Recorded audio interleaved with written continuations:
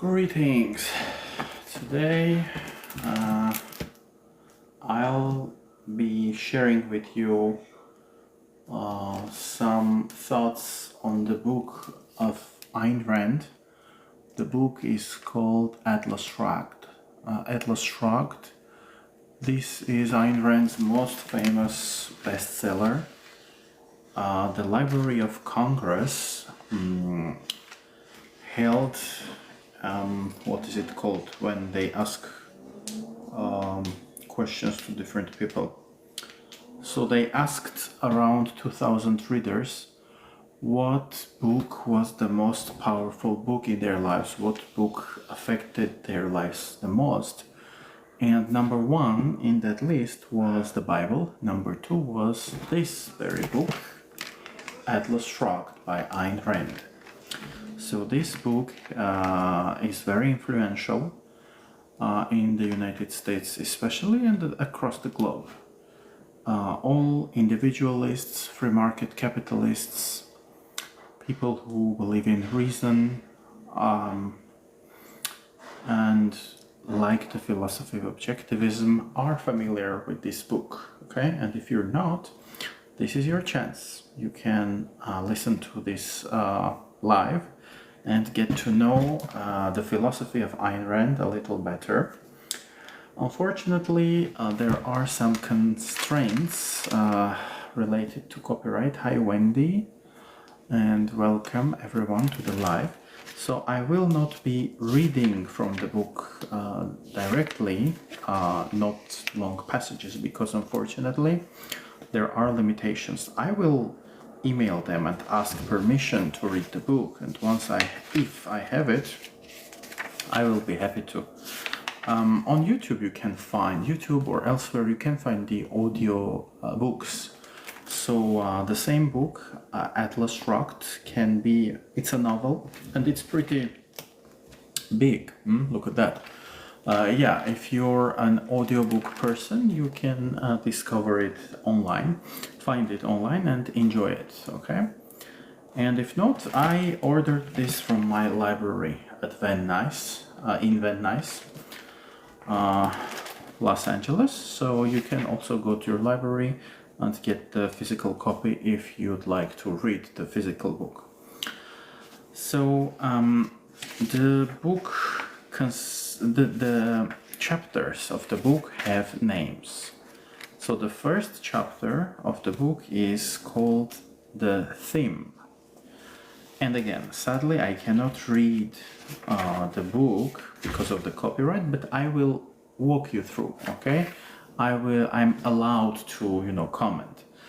So yeah, TikTok tells me that more likes can attract more people. Thank you for the hearts, and I encourage you guys to tap on the screen because this is educational.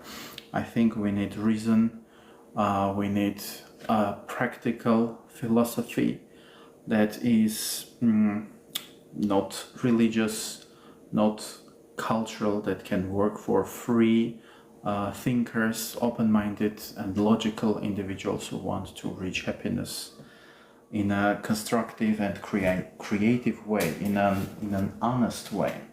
Yeah, let me just adjust my light a little bit here. I think this might be better, maybe.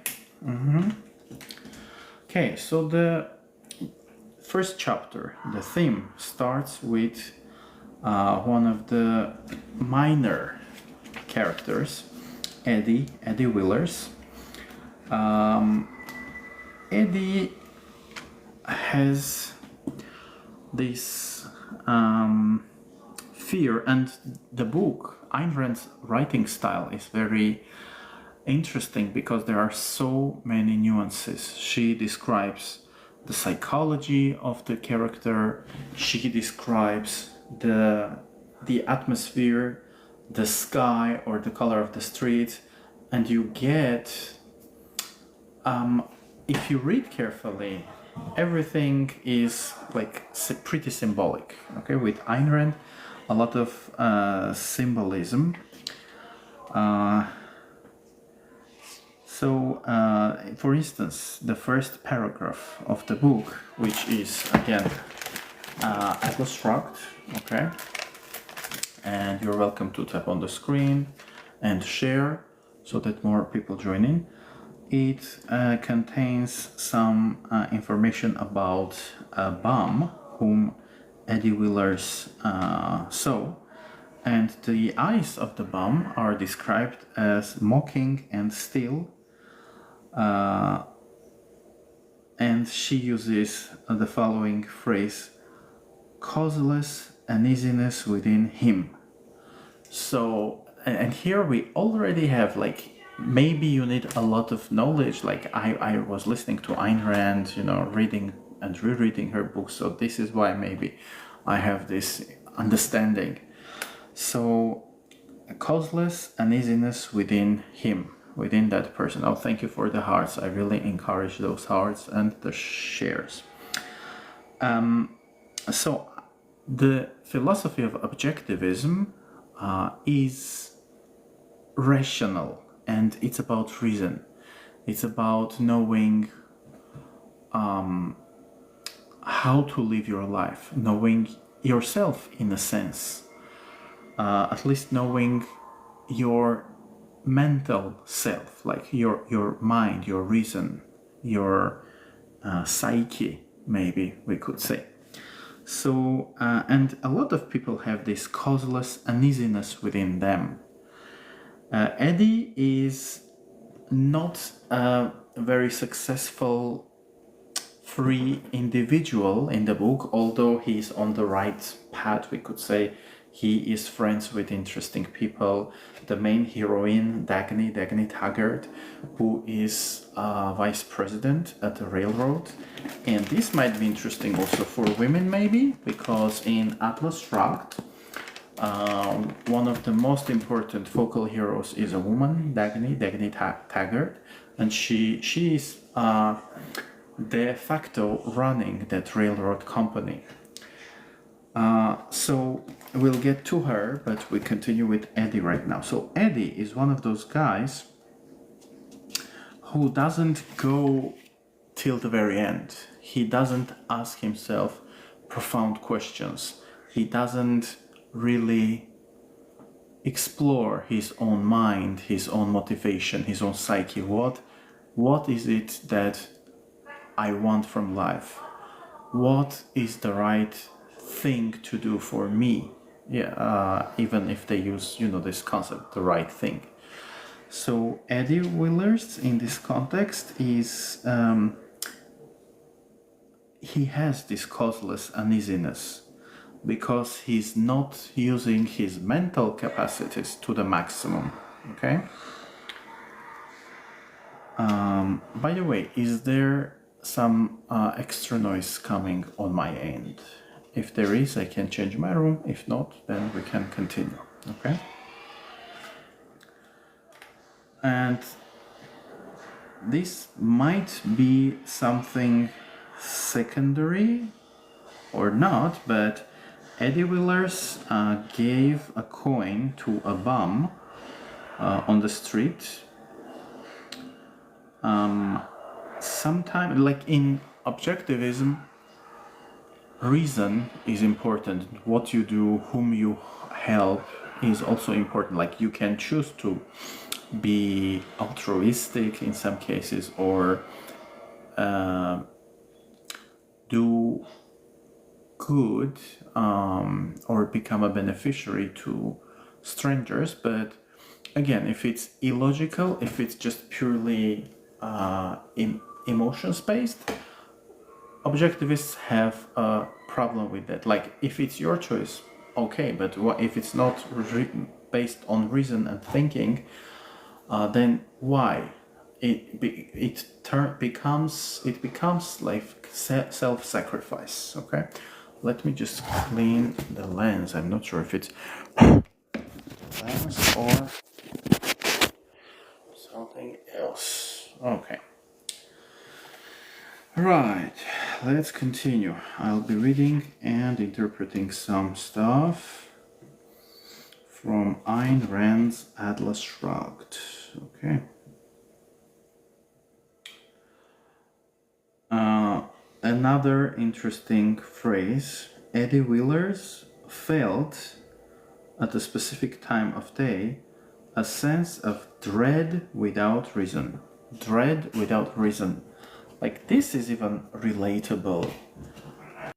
We, one part of our mind is kind of training itself. It's as if we have this software, mental software, that is fear-centered. Like, we worry about stuff. Yeah, we are afraid of stuff. But if you don't understand your brain, if you don't understand your mind, the software that runs you, then this fear may become exaggerated, and as a virus it can take more and more and more space. So this dread without reason, and reason is a key word here, by the way.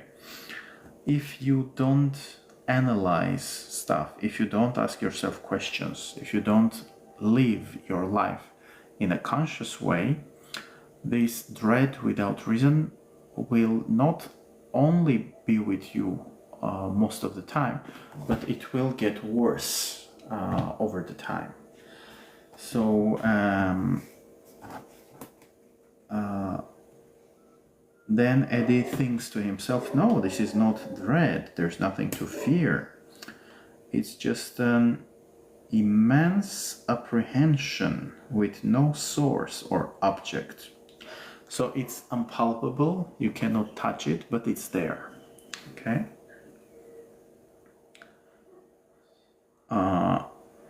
But he could not, he could find no explanation for it, so he couldn't explain it.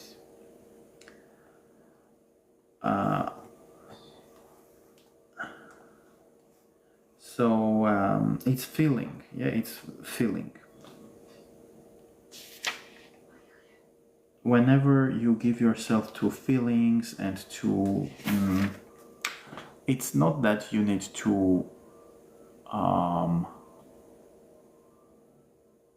what's the word? It's not that you need to oppress or suppress your feelings, but you need to understand the hierarchy, like reason, then feelings, not vice versa. Whenever it's feeling on top, you are making yourself very vulnerable. And well, feelings are, first of all, very expensive, like they take a lot of fuel. Our brain is also like, it takes a lot of energy, but when it comes to feelings, even the positive ones, like when you get very happy, very excited, then you go down and you feel exhausted, because feelings take a lot of energy.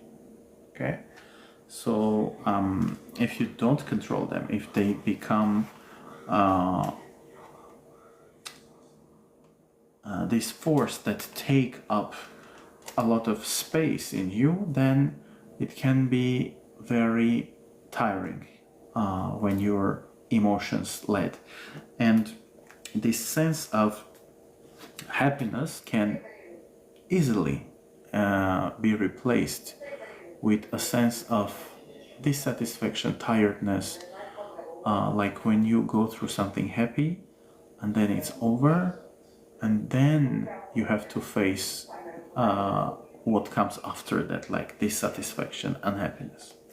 So that's the problem with emotions when they are ruling you instead of you ruling your emotions. So Eddie Willers hates the twilight. So the unknown, we could say, the inexplicable. Yeah.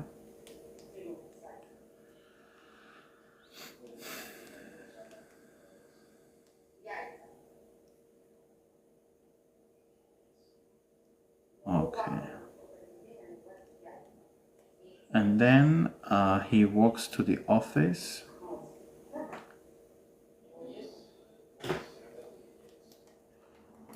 There was a big calendar that shows the day of the month in the city. They are in New York.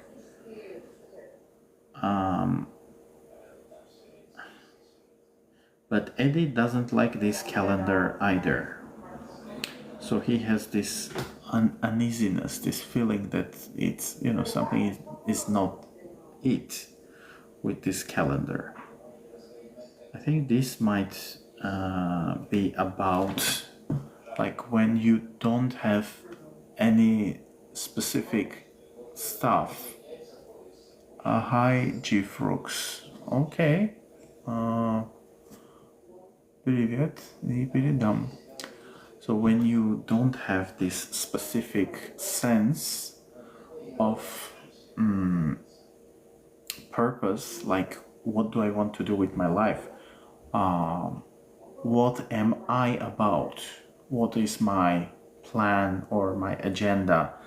Then you are not at ease with the present. You're not happy to be reminded of time. Because time is limited, and when we are reminded of time, we sometimes are reminded of our mortality, and we just somewhere, I think, we realize that we just give it away, and that makes us uneasy. But this one is like more of my understanding. I wouldn't say Ayn Rand means that. I just try to sometimes interpret stuff that is not clear or that could be interpreted in different ways. All right, then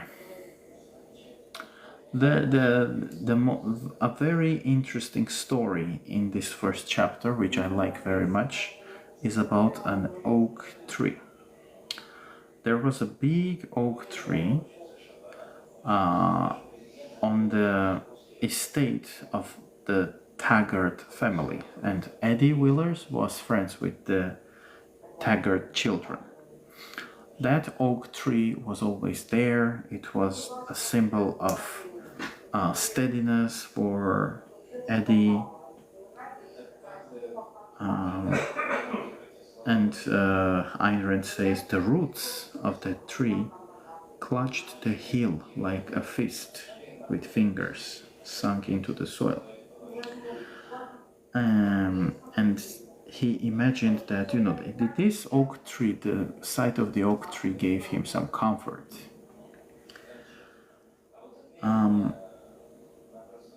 And then lightning strikes one night.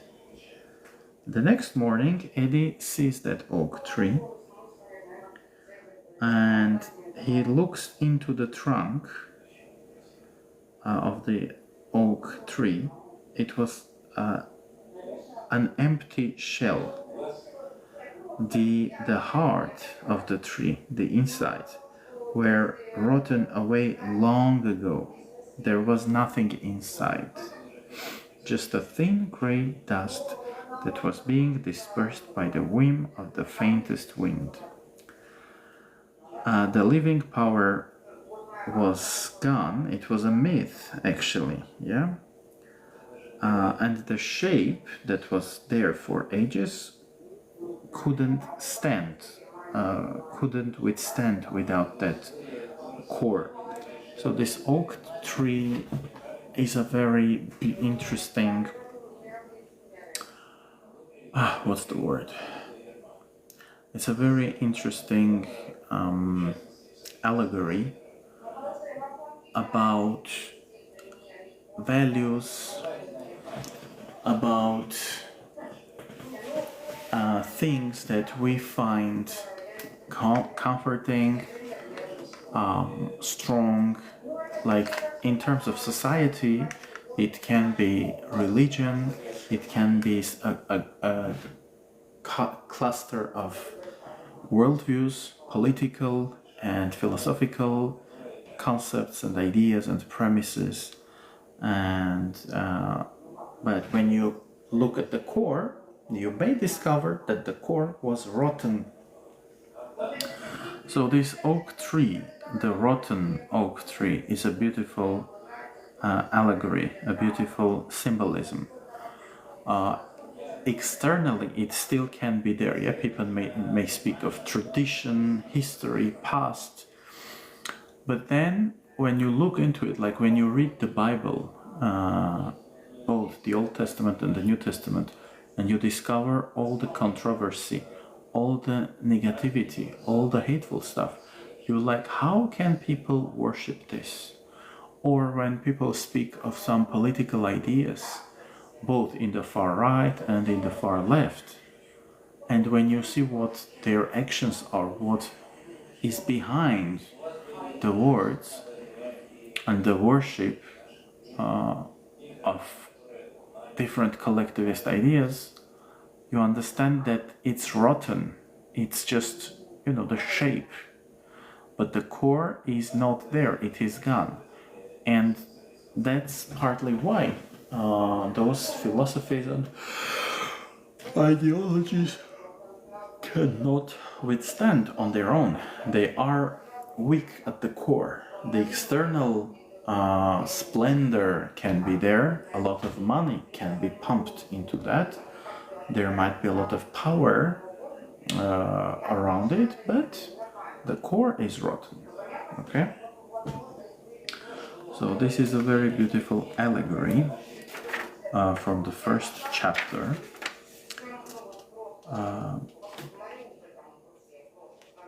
I don't want to rush, so I will be doing this experimental series of lives where I will be just silently reading for myself, and then I will be giving you guys some information. So if you're interested, if you'd like to get more, subscribe. And this is Atlas Shrugged by Ayn Rand, her bestseller, very influential book for free thinkers, for individualists. So see you guys next time, okay? Bye.